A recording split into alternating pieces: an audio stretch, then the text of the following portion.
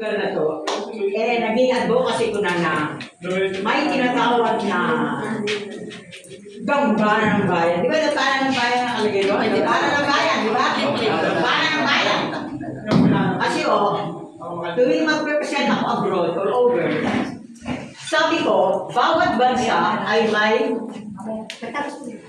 identidad. Halimbawa, America, Statue of Liberty, di ba? France, Eiffel Tower, China, Great Wall. Ang Pilipinas, mayroon din. Ayon sa research ko.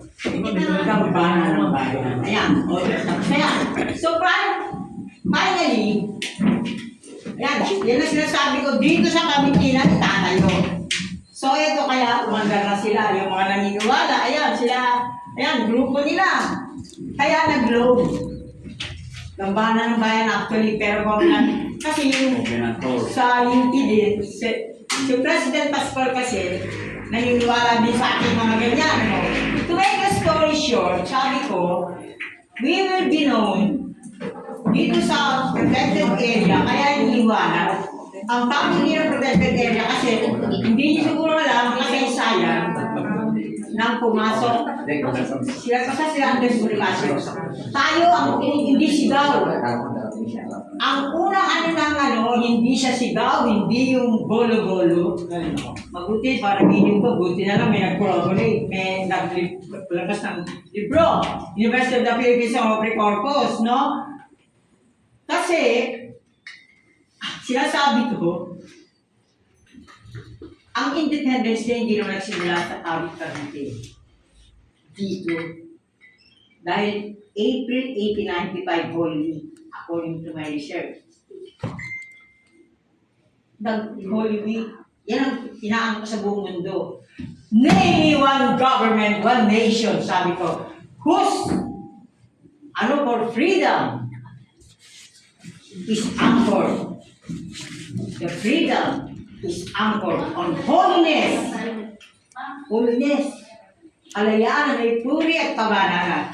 So, with that, pumapailan lang. Kaya, to make the story short, yan ang tinatawag kong forever prophetic right ng Pangasinan.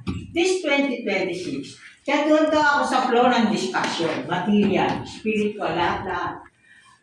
Nung mangyari na dinarap si President Pascual dito, yung system, naniniwala siya. Sabi niya, Connie,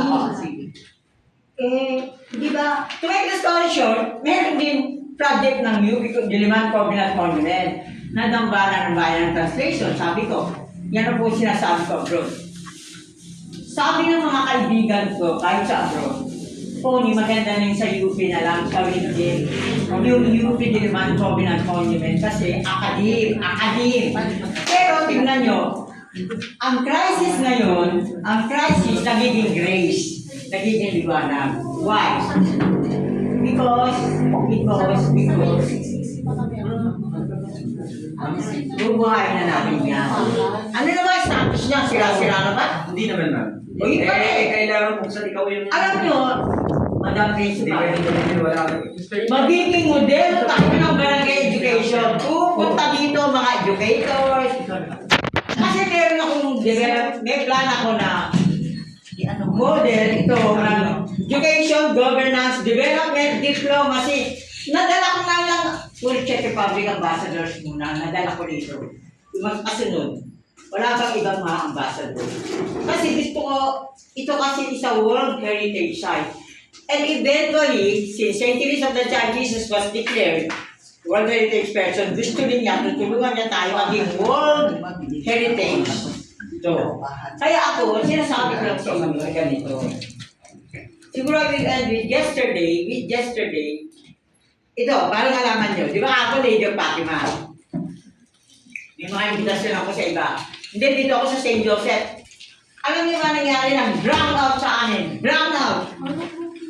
Bahay ko. So, dala ako ng flashlight. Just to illustrate, O, di ba tayo simbahan natin? Walang ilaw. O, eto na.